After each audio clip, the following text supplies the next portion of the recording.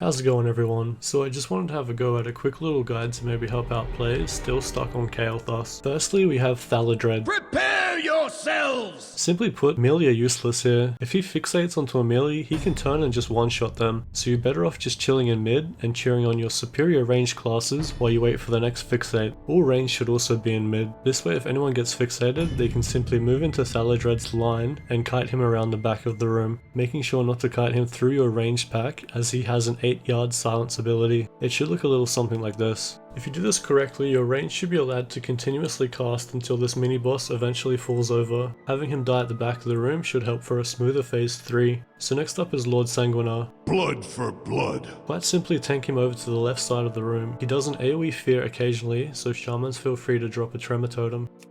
He will sometimes attack twice, so healers be ready to keep the tank alive. Popping your 2-minute cooldowns here is completely fine. Thirdly, we have Grand Astromancer Capernian. Thus endure I reign supreme! A warlock should pick her up by spamming Searing Pain, while an off-tank stands in between them and the mini-boss, making sure not to stand within 10 yards of her as she will use Arcane Burst, pushing that player across the room and applying a 70% slow. You want this tank here to soak up the conflagration spell that targets people within 30 yards, so no one should be standing within this range apart from the tank, and down goes Capernian. And then there is Master Engineer Tolonicus.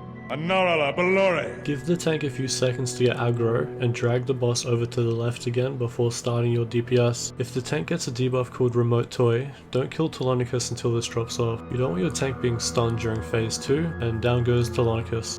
Alrighty, in phase 2. You will want your Paladin AoE tanking the Infuser, Blades, Bulwark, Slicer, and Staff of Disintegration in the middle. Your other tank should have the two-handed axe called Devastation a little bit to the left, as it does massive AoE damage to people around it, and you will want a hunter tanking the bow over to the far right, facing it away from the raid and not attacking it with their pet. If the bow gets attacked by a melee swing, it will teleport around the room and deal massive AoE damage to the raid. Okay, so at the start of this phase, you should get a mage to counterspell the staff casting Frost Bolts, so that it moves over to your Paladin tank. Once everything is in the consecration and the Paladin says okay, begin AoEing everything down. Have your rogues and shamans interrupt the Infuser's heals and the staff's Frost Bolts, while making sure to stay away from the two-handed axe.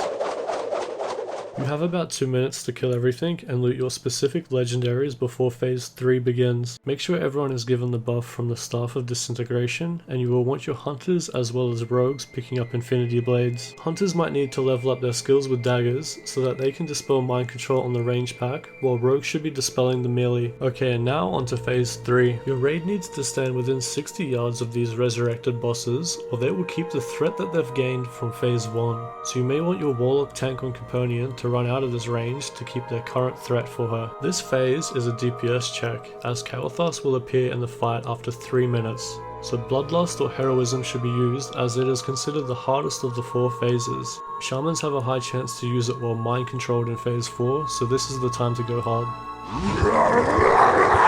Melee want to take down Lord Sanguinar first, but feel free to cleave Tolonicus at the same time. The buff from the staff will be falling off of melee constantly in this phase, so you should have someone spamming it in the melee group. Either a feral druid or a healer works well. All range should be on Thaladred, and make sure to call out who he is fixated on. It is often melee that get targeted, and they may not be aware that they need to start kiting him around. Ranged are then onto Capernian, which you should be spreading out for. Conflag does damage in an AoE to the people hit and those around them, so avoid having more than 2 people hit by it, as you will probably end up dying. Melee and range should then push to finish off Tolonicus and make sure to position correctly for phase 4. Alas, sometimes one must take matters into one's own hands. Balamor Chanal! For this phase, your melee should have a kick rotation for Kael'thas' fireballs, and your range should all stick together in a tight group to make it easier for hunters to remove mind control. A phoenix will spawn randomly around the room and deal damage to itself and nearby players until it reaches 0 HP, at which time it will turn into an egg. Your DPS doesn't need to attack the phoenix until its egg phase. You will have exactly 15 seconds to kill this egg before it resurrects itself, so all DPS should swap to it to avoid having more than 1 phoenix at a time. Flame strikes will also be casted into the raid, so have somebody calling out whether to run to the left or to the right of it. Depending on a phoenix's health, you may want to run to the left if it's almost turning into an egg, or to the right if it's full HP and doing AoE damage. Be careful of the radius of the flame strike, as it's about 15% bigger than what the spell effect actually looks like. Kael'thas will use Shock Barrier, which is an 80,000 damage shield and prevents Kael'thas from being interrupted. He will start casting Pyroblast during this time, so the tank should be using their shield effect for the first Pyroblast casted. You should have removed this shield before the second cast, so interrupt a Pyroblast as soon as possible. You may want to focus on removing this shield before Phoenix eggs if they happen at the same time. Because if the tank dies, the fight is usually just over, and you can get an off-tank or shaman to kite the new Phoenix when it spawns if needed. Okay, so at 50% HP, Kael'thas will run back to his original position and enter his final form called True Power. I have not come this far to be stopped! This will give you about 1 minute to finish off the remaining Phoenixes before you can start attacking him again. You will want everyone to spread out for this phase.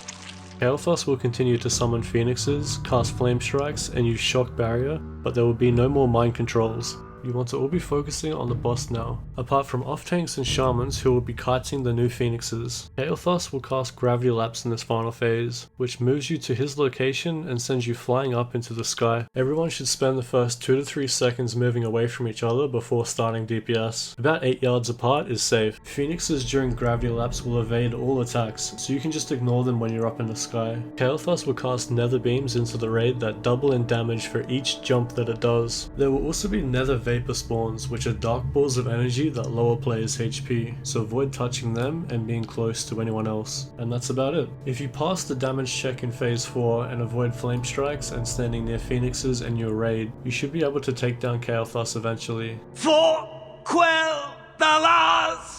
I appreciate you guys watching this, and feel free to leave any feedback in the comment section below. I'll leave a link to the video of our guild's first kill and hopefully catch you live on stream sometime. If this gets enough positive feedback, I'll have a go at making a guide potentially for Illidan and Archimonde in the future. Until next time, peace.